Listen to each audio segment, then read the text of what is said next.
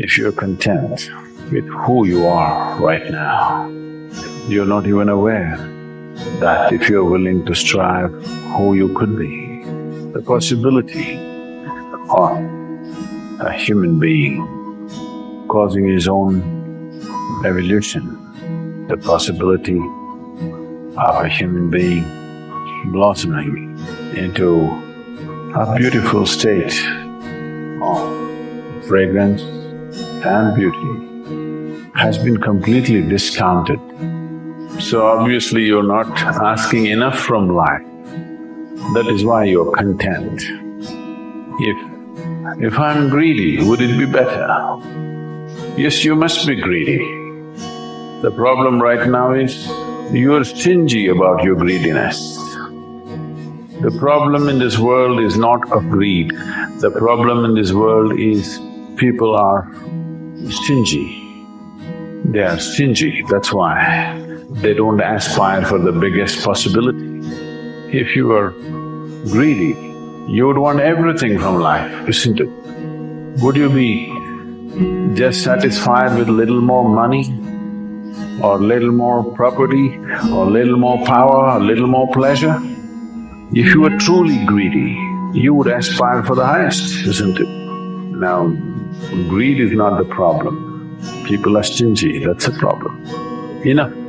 The word enough must be removed from our vocabulary because enough is relevant only to the physicality of life.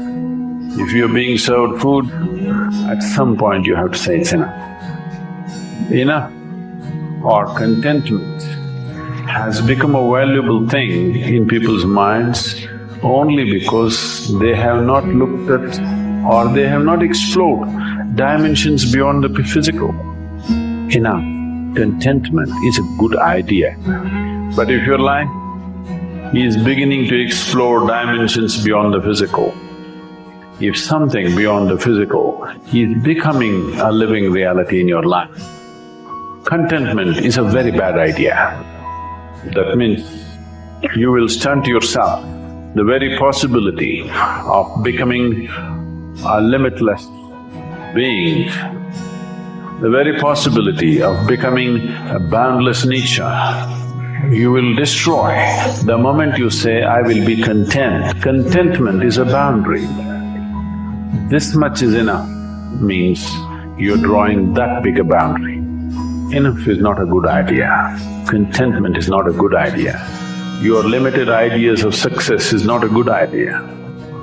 Till this being allows itself to blossom to a boundless state, you should not be content. You must burn with discontent.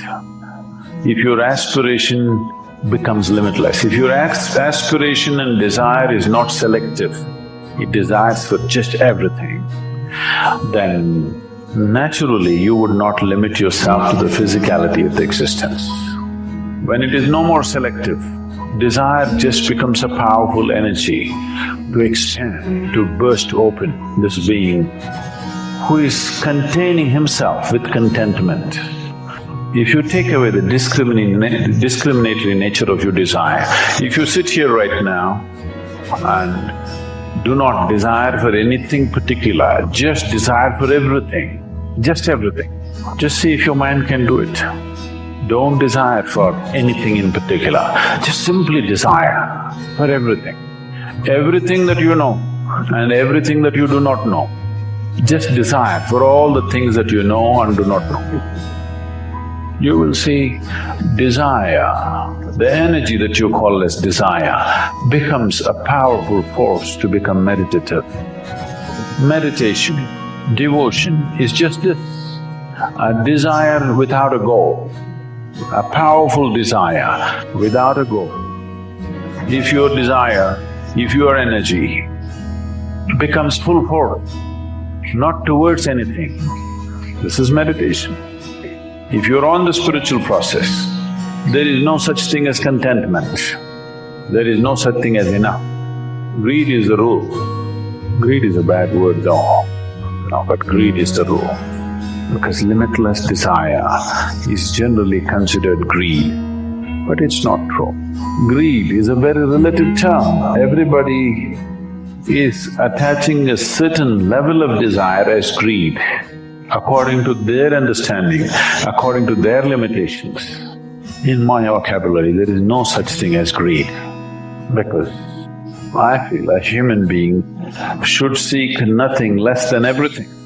And when he is seeking everything, small things will not keep his attention.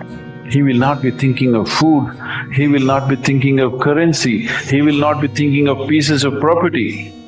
He will be thinking of the largest possibility, nothing less.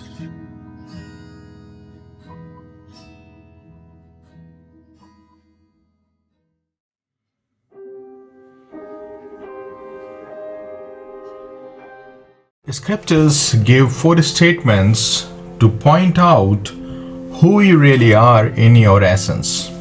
Those 4 statements have been taken from the 4 Vedas. 1 statement from each Veda. Let me share with you those 4 statements. They are actually called great statements.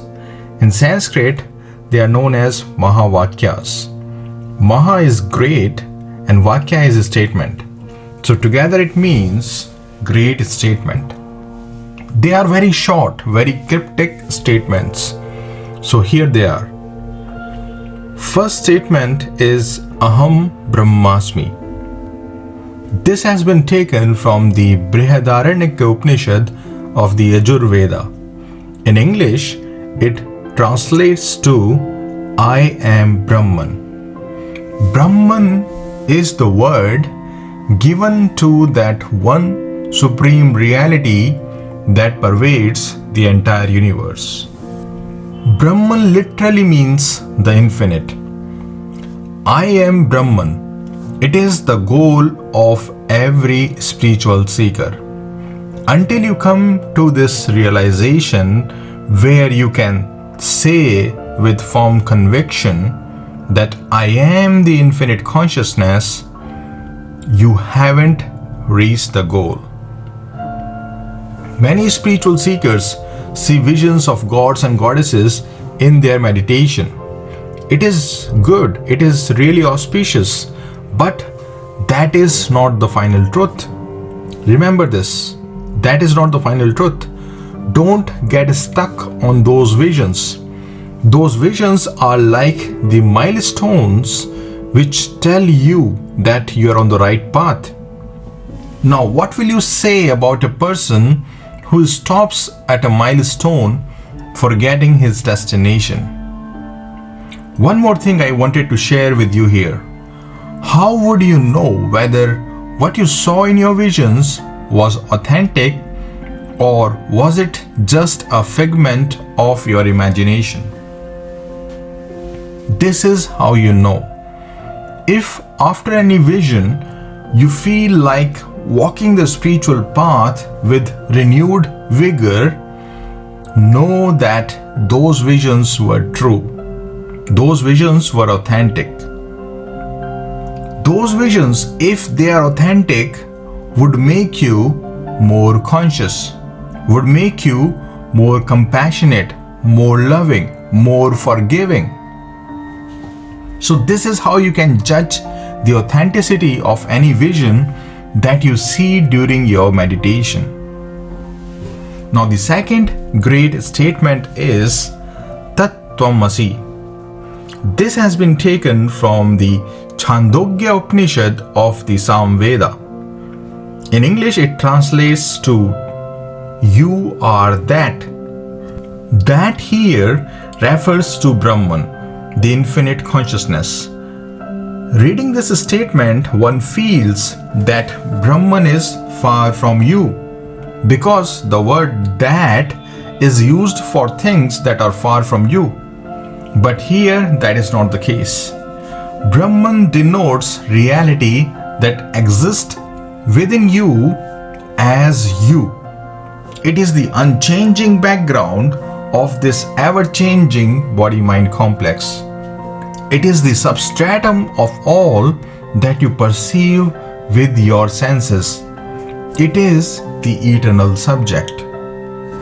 The third statement is Prajnanam Brahma. This has been taken from the Aitreya Upanishad of the Rig Veda. In English, it translates to consciousness is Brahman. Now, what consciousness is Brahman? The consciousness that you experience within yourself is nothing but the Supreme Reality. Though you don't know this, but it is the truth. The consciousness that you experience within yourself is completely apart. It is completely separate from this body-mind complex. But due to ignorance, you superimpose your conscious nature onto this inert body-mind complex. Yes, body-mind complex is inert. It is lifeless because it is part of nature, the Prakriti. And the life that you feel within this body-mind complex is the real you, the Brahman. Now the fourth great statement is Aham Atma Brahma. This has been taken from the Mandukya Upanishad of the Atharva Veda. In English, this statement translates to this individual self is Brahman. Mandukya Upanishad is one of my favorite Upanishads. It is the shortest and the most powerful Upanishad.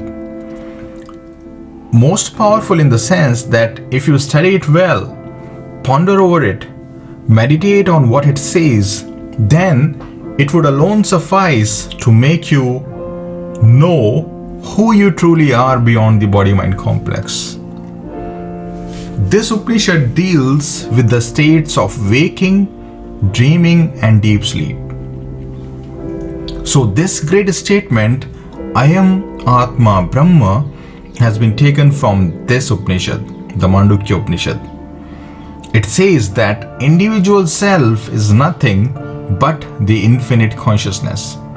It's like saying that drop is nothing but the ocean. Isn't that right? It's absolutely right, because the drop belongs to the ocean. The individual self that you experience as I within you is like a drop of the infinite ocean of consciousness that you are. It comes out from that ocean, appears to be separate from it due to inexplicable reason, but when you inquire into it, it merges back into the ocean. Raman Maharshi, the great sage of Arunachal, who gave the world the Who Am I inquiry, always told his disciples to trace the source of this I. Where does it come from? The constant emanation of I that you experience within yourself. What is the source of it? The source of it, if put into words, is Brahman, the infinite conscious you. Seek the source of this I that you experience within yourself, and it will take you back to yourself. It will take you back to the real you.